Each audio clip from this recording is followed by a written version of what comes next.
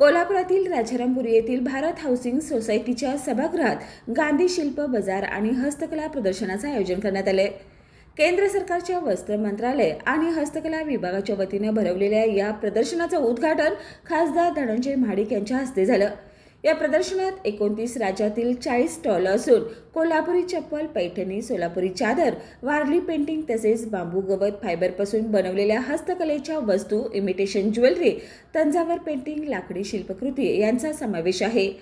खासदार महाडिक यांनी प्रदर्शनातील स्टॉलना भेट देत कारागिरांशी संवाद साधला आणि काही भेटवस्तूही खरेदी केल्या। जियांग टँग प्राप्त कोल्हापुरी चप्पलच्या खास सेलिब्रिटी कलेक्शनचं लॉन्चिंग यावेळी करण्यात आलं। खासदार महाडिक यांनी कारागिरांसाठी क्लस्टर योजना राबवण्याची तयारी दर्शवली आणि हस्तकला पुरस्कार पुन्हा सुरू करण्याची सूचना केली। हे प्रदर्शन 4 फेब्रुवारीपर्यंत सुरू राहणार असून नागरिकांनी भेट देऊन पारंपरिक हस्तकला वस्तू खरेदी करण्याचं आवाहन यावेळी करण्यात आलं।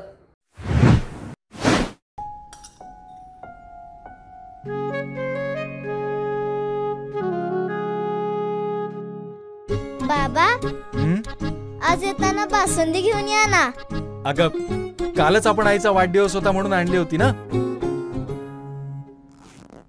ऐकलं, गोकुळची बासुंदी पुन्हा खावीशी वाटतेय।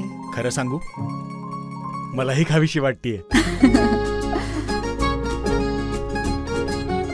पुन्हा पुन्हा खावीशी वाटणारी गोकुळ बासुंदी।